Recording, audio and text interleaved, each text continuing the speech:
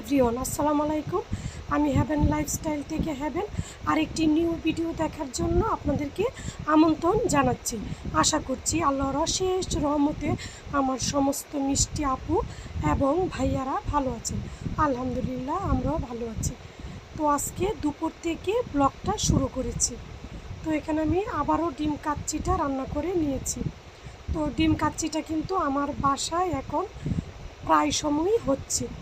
খুবই টেস্ট এই ডিম কাচ্চিটা খেতে। আর ওইদিকে আমি আমার জন্য আলু, মূলা এবং কয়েকটা শুকনা শুটকি দিয়ে সুন্দর করে ঝাল ঝাল করে একটা শুটকির তরকারি রান্না করে নিয়েছি।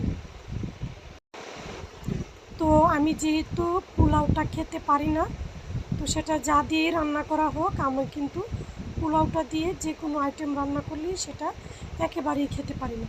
তো আমার জন্য শুটকিটা রান্না করেছি। আর ওই দিকে যে আমার অর্গানাইজার সেলফটা, সেটাকে আমি সুন্দর করে ছোট্ট একটা তোয়ালে দিয়ে মুছে নিয়েছি। এই যে দেখেন আমার ছেলে কি পরিমাণ ঝাল খেতে পারে, তার জন্য এখানে আমি 3টা কাঁচামরিচ নিয়েছি। তো লেবুটা অবশ্যই বাসায় ছিল না, সেজন্য লেবুটা দিতে পারিনি। তো ছেলে খাবারটা খেয়ে নিয়েছে। তারপরে দেখেন রান্নাঘরের সব কাজ শেষ করে খাওয়া দাওয়াটাও করি নাই, এর মধ্যে আবার এই যে নতুন একটা সেলফ বানিয়ে নিয়েছি, সেটা কিন্তু সুন্দর করে আমি মুছে নিয়েছি। আর এদিকে যে দাগটা, সেটা কিন্তু আমার একটা ছেলেরই পড়ার টেবিল ছিল, পানি পড়ার কারণে নিচের জায়গাটা এরকম হয়ে গিয়েছে সাদা সাদা। তো এটা বার্নিশ করে কালার করলে কিন্তু চলে যাবে। আর এদিকে আমার এই মিনি অ্যাকুরিয়ামটা রেখে দিচ্ছি। আর এদিকে যে আমার বইগুলো আছে, বইগুলো কিন্তু আমি 2টা নিচে থাকে রেখে দিয়েছি। আর এখানে আমি কোন জায়গায় কোনটা রাখবো দেখতেছিলাম। তো মাটির 2টা কলস আমি 2 দিকে রেখেছি। আর এদিকে কিছু মেডিসিন যেগুলা প্রতিদিনই লাগে, তো এগুলাই এই ঝুড়িটাতে রেখে দিয়েছি। আর যে আমার এই গ্রাফ পানটা মশলা হোল্ডারটা, এটাতেও আমি কিছু খাবার রেখেছি যেগুলো প্রতিদিন খেতে হয়। আর এদিকে যে খাবারগুলো, সেগুলো কিন্তু কিছুক্ষণ পরপরই লাগে, যেমন সস, ছেলেকে হরলিক্সটা দেওয়া হয়। এদিকে আমার ডায়াবেটিস বিস্কুটগুলো আর ওটস। তো আপনাদের নিশ্চয়ই বলেছিলাম, এখন কিন্তু আমি প্রায় সময় কিছু কিছু খাবার খেয়ে থাকি, যেটা খেলে অবশ্যই এখন আমার শরীরটা একটু একটু আগের চাইতে অনেকই ভালো লাগে। যেহেতু আগে আমি খাবার দাবার ছেড়েই কাজকর্ম করে থাকতাম, সেজন্য কিন্তু প্রায় সময় আমার শরীর খারাপ হয়ে যেত। এখন কিন্তু আমি প্রায় সময় বিস্কিট, কেক, ওটস বা যাই হোক, দই বা চিড়া দিয়ে, কলা দিয়ে, দুধ দিয়ে খেয়ে থাকি। একটার পর একটা কিছু মুখে দিয়েই থাকি। আর এইদিকে দেখেন আমার ছেলের পঙ্কজটা, সেটার ডাকনা কোথায় এখন অবশ্য বলতে পারতেছি না। এভাবে খেয়ে আমার ছেলে জিনিসপত্র উলট পালট করে রাখে। আবার কিন্তু আমি পেয়েও গিয়েছি, তো আমি ডাকনাটাও লাগিয়ে দিলাম। তো শুকনো খাবারগুলো আমি আমার রুমে রাখতে চাচ্ছি। তো সব খাবারই আমি এখানে আমার রুমে, বেডরুমে নিয়ে আসলাম। আর এদিকে মশলার যে অর্গানাইজারটা, সেটাতেও কিন্তু শুকনো মশলাগুলো রাখা হয়, যেগুলো কিন্তু আমরা প্রায় সময় ঠান্ডা লাগলে বা রং চা করলে দিয়ে খাই। তো সবগুলোই আমার রুমে রেখে দিয়েছি। তো আমার যেই উপন্যাসের বইগুলা, যেগুলো আমি আগে খুবই পড়তাম, এগুলা কিন্তু এখানে আমি কিছু রেখে দিয়েছি। তো আবারও উলট পালট করছি, যেভাবে রেখেছিলাম সেভাবে একটু ভাল লাগতেছিল না, তাই আবার এদিক সেদিক করে একটু ঘুরিয়ে উলট পালট করে দেখতেছিলাম। তো এখন একটু মোটামুটি ভাল লাগতেছে। কতক্ষণ লাগবে জানি না, আবার হয়তো বা ঘোরাবো এক রুম থেকে আরেক রুমে, এই ক্যাবিনেটটা নিয়েও যেতে পারি। কিন্তু সব কিছু মুছে একেবারে ঝকঝকে চকচকে পরিপাটি করে আমি কিন্তু ক্যাবিনেটটা সাজিয়ে রেখেছি। তো সংসারের কাজ করতে কিন্তু আমার খুবই ভাল লাগে, এর আগেও আমি আপনাদেরকে বলেছিলাম। তো আমি কিন্তু প্রচুর পরিমাণ খাটাখাটনি করে থাকি এই সংসারটাকে গুছিয়ে রাখার জন্য। তো আমাকে যদি সারা দিন সংসার গুছানোর কাজ বা রান্নাঘর পরিষ্কার করা, রান্না করার কথা কেউ বলে, আমি কিন্তু তাতে একটুও কষ্টও লাগবে না, খারাপও লাগবে না, আমি সারাক্ষণই করতে পারবো।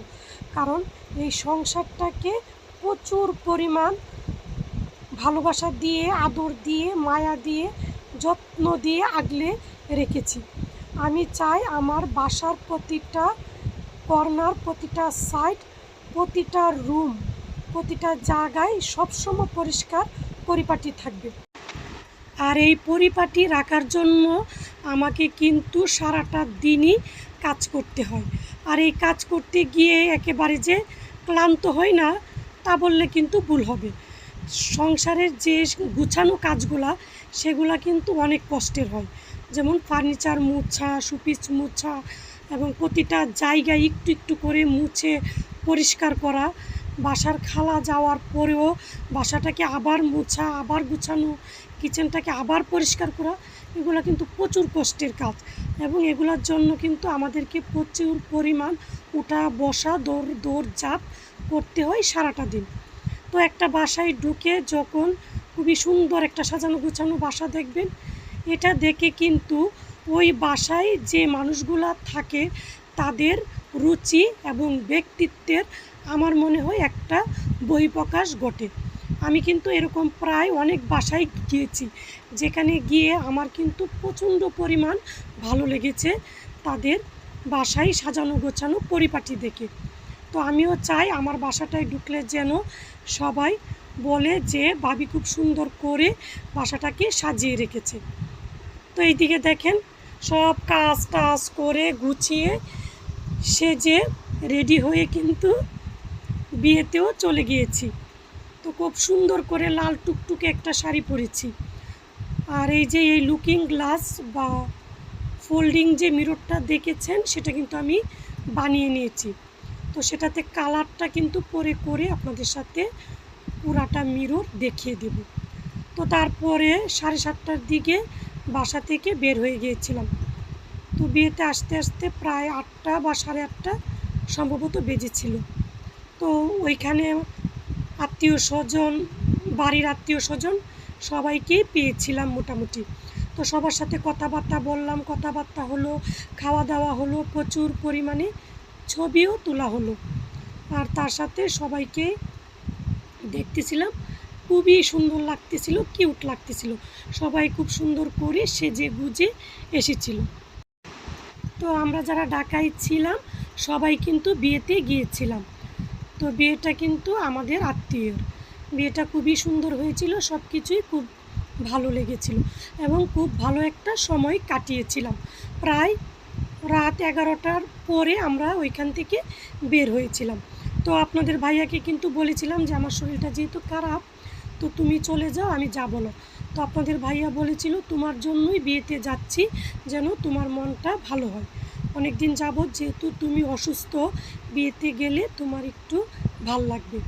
তো আপনাদের ভাইয়া কিন্তু এই বিয়েতে যাওয়ার জন্য আমাকে বেশ পরিমাণ টাকাও দিয়েছিল শপিং করার জন্য। তো আমাকেও কিন্তু একটু ভিডিও করা হয়েছে।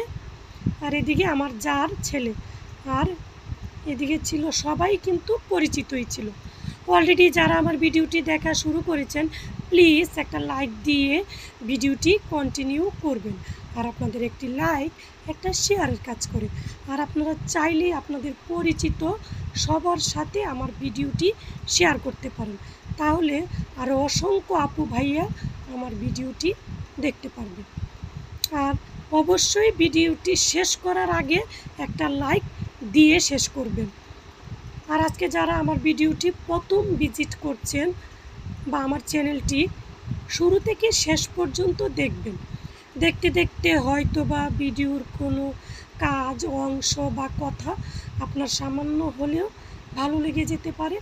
তো ভালোবাসা থেকে ভালো লেগে গেলে ভালোবেসেই চাইলেই কিন্তু আমার চ্যানেলটি সাবস্ক্রাইব করে আমার চ্যানেলের পাশে থেকে যেতে পারেন।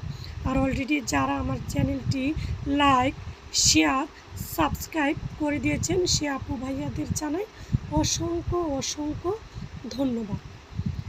আর এদিকে দেখেন এটা কিন্তু আরেক দিনের একটা ভিডিও। তো আমার ভাই এসেছে আমাকে দেখার জন্য। তো আমার ভাই কিন্তু ছোট ভাইটা সিলেটে থাকে। তো দেখেন ও আমার জন্য কতগুলা ফল নিয়ে এসেছে।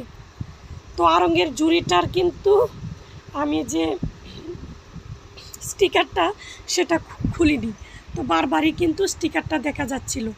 তো আমার বেডরুমে কিন্তু জুড়িটা ছিল, এটা আবার আমি ডাইনিংয়ে এনে ফলগুলো রেখেছি। তো ফলগুলো রাখাতে জুড়িটা কিন্তু বেশ সুন্দর লাগতেছিল। তো স্টিকারটা খোলা হয়নি, সরি। আর এদিকে আপনাদের ভাইয়া আমার জন্য কিছু বিস্কিট নিয়ে এসেছে, সেগুলো আমি দুইটা তিনটা জারে রেখে দিচ্ছি। তো কাচের জারে আমি সবগুলো বিস্কিট খুব সুন্দর করে রেখে দিচ্ছি। তো বিয়েতে এসে সব কিছু করে আরেক দিনের ভিডিও একত্রিত করে আপনাদের সাথে একটা ভিডিও শেয়ার করলাম। ভিডিওর শুরু থেকে শেষ পর্যন্ত আমার কথায় যদি কোনো ভুল ত্রুটি হয়ে থাকে প্লিজ আপনারা ক্ষমা সুন্দর দৃষ্টিতে দেখবেন। আপনাদের দীর্ঘায়ু এবং সুস্বাস্থ্য কামনা করে নতুন আরেকটি ব্লগ ভিডিও দেখার আমন্ত্রণ জানিয়ে আজকের ভিডিও থেকে এখানেই বিদায় নিচ্ছি। আল্লাহ হাফেজ, আসসালামু আলাইকুম।